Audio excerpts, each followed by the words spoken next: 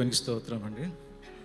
మన అయ్యగారికి అమ్మగారికి వందనాలు తెలియజేస్తున్నాను. సంఘ పెద్దలు, మరి ముఖ్యంగా ఆగనపూడి వాసులకు, సంఘస్థులందరికీ కూడా మన ప్రభు అయిన యేసుక్రీస్తు నామంలో మీకు అందరికీ వందనాలు తెలియజేస్తున్నాను.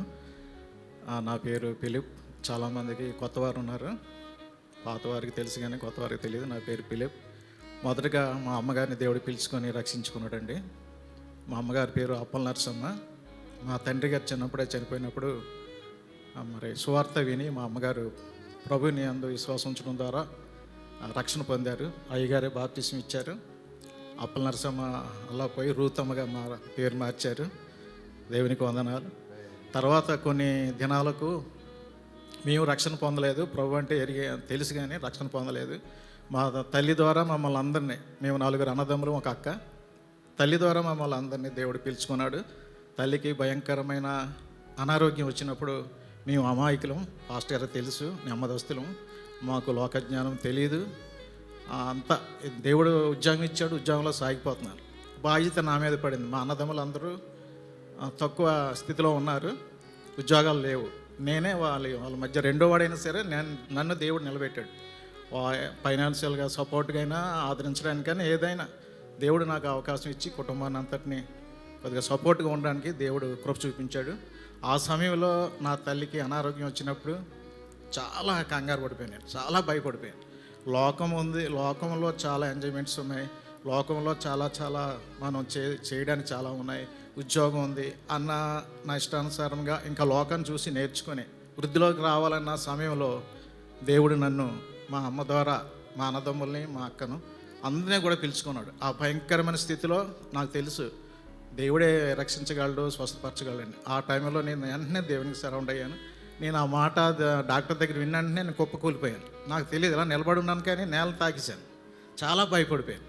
కానీ ఒక ఆదరణ ఏంటంటే యేసు ప్రభు ఉన్నాడు. ఆయన నిజమైన దేవుడు, ఆయన రక్షకుడు, ఆయనే దేవుడు, ఆయన తప్ప ఆ సంగతి నాకు తెలుసు. నేను ఇంకా ఎప్పుడో రక్షణ పొందుతాం అనుకున్నాను, కానీ దేవుని చిత్తం అది కాదు.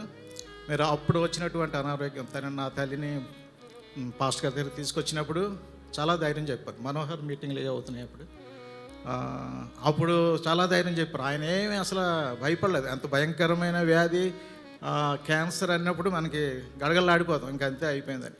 కానీ ఆయన చాలా ధైర్యం చెప్పి ప్రార్థన చేశారు. ఏం పర్వాలేదని చెప్పారు.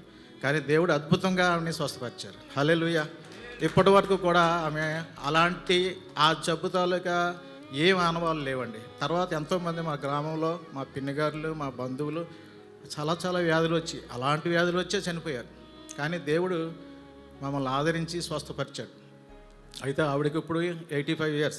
ఇప్పుడు కొంచెం మతిమరుపు, అల్జీమర్ వచ్చింది. కానీ ఈ స్థితిలో కూడా మమ్మల్ని పోలుస్తుంది మనవాళ్ళు అని. దూర బంధువులు అయితే వాళ్ళు దూరస్తులు అనుకుంటుంది, ఎలా కొడుకు కోళ్ళని అని సరిగా గుర్తుపడితే వీళ్ళు మనవాళ్ళు మావాళ్ళు అనేసి ఆవిడ ఉంటుంది. ఈ సమయంలో కూడా యేసుప్రభుని చక్కగా ఆరాధిస్తుంది. ఆవిడ గుర్తొచ్చినప్పుడల్లా దేవునికి కృతజ్ఞతాస్తుతులు చెల్లిస్తుంది. అప్పుడు చేసిన ప్రార్థన మళ్ళీ ఇప్పుడు చేసుకుంటుంది. నాకు చాలా ఆశ్చర్యం వేస్తుంది. ఆమె రక్షణ పొందిన వ్యక్తి, తన ఆత్మన రక్షణ పొందింది.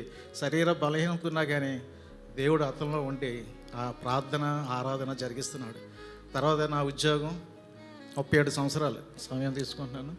37 years సర్వీస్లో, స్టీల్ ప్లాంట్లో ఎంతోమంది మధ్యలోనే చనిపోయారు, ఉద్యోగాలు పోగొట్టుకున్నారు, రోడ్ యాక్సిడెంట్లు, చాలా హీట్ జోన్స్ ఉంటాయి, గ్యాసెస్, చాలా ప్రమాదకరమైన స్థలాల్లో మేము పనిచేయాలి. దేవుడు మమ్మల్ని నన్ను కంటికి రెప్పలా కాచి కాపాడి 37 years మరి ఎంతో అద్భుతంగా తన కృపనిచ్చి సక్సెస్ఫుల్గా పూర్తి చేసుకుని రిటైర్ అవ్వడానికి కృప చూపించారు. కరోనాలో కూడా నేను ఎఫెక్ట్ అయ్యానండి. కరోనా వచ్చింది కానీ నేను భయపడలేదు. నేను అసలు చనిపోవడానికి ఎప్పుడు భయపడలేదు. నేను అసలు రక్షణ దగ్గర నుండి ప్రభు వస్తాడని ఎదురు చూసేవాడిని. ఎప్పుడు ప్రభు వస్తాడో వెళ్ళిపోవచ్చని. లేదంటే కొన్నిసార్లు ఇంకా నేను జయ జీవితం జీవించలేక, బైబిల్ చదువుతున్నప్పుడు ఏది చెయ్యాలి ఏది చేయకూడదని చదివినప్పుడు దాని ప్రకారంగా జీవించలేని పరిస్థితిలో ఉన్నప్పుడు చాలా కృంగిపోయేవాడిని. నేను ఈ జయ జీవితం చేయలేకపోతున్నాం, ప్రభు దగ్గరికి వెళ్ళిపోతే మంచిది, ప్రభు రాకడ వస్తే మంచిది, చనిపోకుండా వెళ్ళిపోవచ్చు అనుకునేవాడిని. ప్రభు చేతం అది కాదు. దేవుడు నాకు ఎన్నో నేర్పించాడు. తర్వాత కరోనాలో అందరూ టప్ రాలిపోయినా కానీ నేను భయపడలేదు. లాస్ట్కి నాకు అర్థమైంది, ఏంటి అంత ఆరోగ్యం ఉన్నవారు సడన్గా చనిపోతున్నారు, మనం చనిపోవని గ్యారంటీ ఏంటి? చనిపోతే ప్రభు దగ్గరికి వెళ్తాం, నోడు ప్రభు నీ చిత్తం అంటే అందరూ చనిపోతున్నారు, నేను చనిపోతే నీ దగ్గరికి వస్తాను, నీ ఇష్టం అన్నాను. కానీ నాకు ఎటువంటి హాని జరగలేదు. దేవుడు కృప ఇచ్చాడు, జీవితాన్ని ఇచ్చాడు. నా తండ్రి చిన్నప్పుడే చనిపోయాడు. చాలా బాధపడ్డాను. అయ్యో, తండ్రి లేని కుటుంబం చాలా కష్టం కదా, చిన్నపిల్లలమే. ఆ సమయంలో తండ్రి లేని లోటు చాలా చాలా బాధపడ్డాను. అలాంటి స్థితి నాకు రాకూడదు నాయనా అనేసి అనుకున్నాను. బైబిల్ చదివినప్పుడు మన యొక్క జెనెటిక్ సమస్యలు కానీ, వంశపారంపర్యమైన రోగాలు కానీ, శాపాలు కానీ అవి మనకి రావు. యేసు ప్రభువు సిలువలో మన శాపాలు, మన రోగాలు, మన పాపాలు అన్నిటినీ ఆయన కొట్టివేశాడు. ఆయన రక్తంలో మనల్ని కడిగివేశాడు. నాకు అది పూర్తిగా నమ్ముతాను నేను అని. మరి అటువంటి కృప ఎవరు కూడా అర్ధాంతరంగా మేము చనిపోకూడదని, ఆ చనిపోమని కూడా నేను నమ్మాను. అటువంటి కృప మాకు ఆయుష్ ఇచ్చి పొడిగించి వర్ధిల్లా చేస్తున్నాడు. తర్వాత 2 పిల్లలు నాకు. మనోహర్ పెద్దవాడు, వివాహం పాస్టర్ గారు జరిగించారు. చక్కగా వాళ్ళు కెనడా దేశంలో ఉన్నారు. కొడుకు పుట్టాడు, మనవడు. 3 years కంప్లీట్ అయినాయి. సరిగా ఇంకా మాటలు రాలేదు, దయచేసి ప్రార్థన చేయండి. ఆ మంచి కరోనా టైంలో పుట్టాడండి. ఆ టైంలో కొంచెం ఇబ్బందులు ఎదుర్కొన్నారు. చిన్న కుమారుడు ప్రదీప్ కుమార్, వివాహం జరిగింది, పాస్టర్ గారు చేశారు.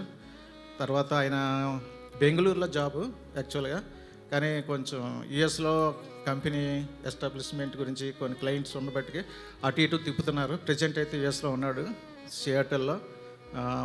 ఆ బిడ్డల గురించి ప్రార్థన చేయండి. నాకు ఇచ్చిన రక్షణ నా బిడ్డలు, నాకున్న విశ్వాసం బిడ్డలు పరిపూర్ణంగా ఉండాలని నా ప్రార్థన. నా అంత విశ్వాసం వాళ్ళకి లేదు, నాకు తెలుస్తుంది, కానీ ప్రార్థన. అలాగే మాకు ఇచ్చిన రక్షణ మా బంధువులకి లేదు, నా రక్త సంబంధులకు లేదు, గ్రామస్తులకు లేదు. మా గ్రామానికి అయ్యగారు వచ్చి గృహప్రవేశం అప్పుడు వచ్చారు, ప్రార్థన చేసి వచ్చారు. కానీ ఒక వ్యక్తి రక్షణ పొందాడు. అక్కడక్కడ రక్షణ పొందినా ఇంకా కొంతమంది బలహీనంగా ఉన్నారు. వారి గురించి ప్రార్థన చేస్తున్నాను. మరి స్టీల్ ప్లాంట్లో ఉన్నప్పుడు టౌన్షిప్ నాకు దేవుడు ఇచ్చాడు నివాసయోగంగా. చాలా చక్కగా సాగిపోయింది. రిటైర్మెంట్ దగ్గర అయిపోతుంది. నాకు కొన్ని స్థలాలు ఉన్నాయి, పాస్టర్ గారికి కూడా చూపించాను. అక్కడ నాకు మనసు లేదు కట్టడానికి. అప్పుడు దేవుడు ప్రార్థన చేశాను, రిటైర్మెంట్ అయిపోతుంది, నేను ఎక్కడ ఉండాలి. ఒక అపార్ట్మెంట్ విజయ వ్యాలెన్సీ అని నగరంపూడిలో ఇచ్చాడు. అద్భుతం. అందులో చాలా సంతోషం, ఆనందం, దేవుని సన్నిధిని నేను అనుభవిస్తున్నాను. దేవుడి శ్రేష్టమైన స్థలం ఇచ్చాడని నేను నమ్ముతున్నాను. ఇంకా మరి దేవుడు ఈ రకంగా మమ్మల్ని ఎంతగానో ఆదరించి తన కృపతో నింపి మమ్మల్ని నడిపిస్తున్నాడు. నా భార్య మరి రెబక మరి బాప్తిస్మ ఇచ్చి, ఆవిడ పేరు కనక మహాలక్ష్మి. దేవుడు రెబకాగా మార్చారు. రెబక అంటే చక్కనిది. అలాంటిది మా కుటుంబానికి రావడం మా అదృష్టం. చాలా కష్టజీవి, కుటుంబాన్ని హత్తుకునేది. మేము ఉద్యోగస్తులం కాబట్టి కుటుంబాన్ని ఆదరించాలి, ఫైనాన్షియల్గా సపోర్ట్ చేయాలి, దేవుని బిడ్డలు అవన్నీ కొంతవరకు చేసాం. ఇప్పుడు నా అన్నదమ్ములు కూడా వాళ్ళందరికీ ఇల్లులు కట్టుకునేవారు, నేను కట్టుకూడదు అనుకున్నాను. దేవుడు వాళ్ళందరిని ఆశీర్వదించి వాళ్ళందరూ ఇల్లు కట్టుకున్న తర్వాత దేవుడు నాకు ఇల్లు ఇచ్చాడు. దేవునికి స్తోత్రం, హల్లెలూయా. గొప్ప దేవుని కలిగినందుకు నాకు చాలా ఆనందంగా ఉంది, చాలా చాలా సంతోషంగా ఉంది. గొప్ప రక్షణ. ఈ రక్షణకి దేవుడికి ఏమి ఇవ్వగలను, ఏం కృతజ్ఞత చెల్లించగలను.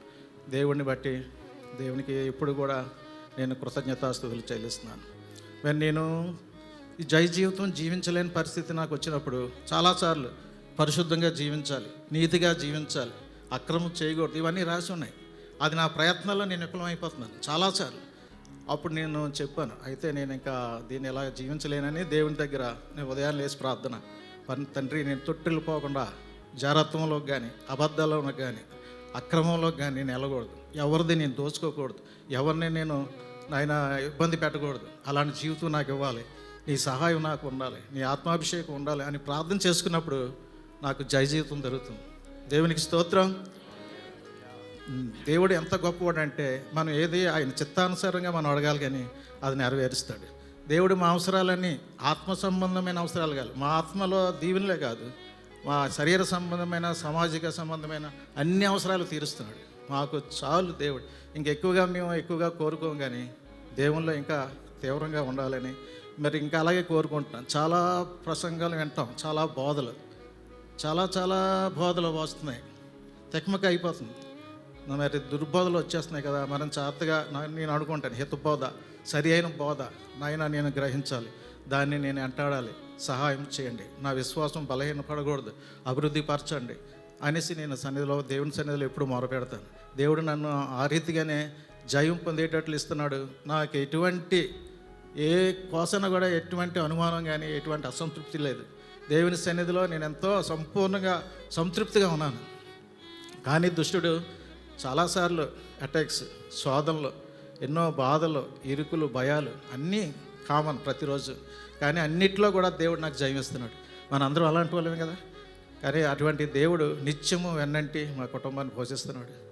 మరి మీరందరూ కూడా నా గురించి ప్రార్థన చేయండి.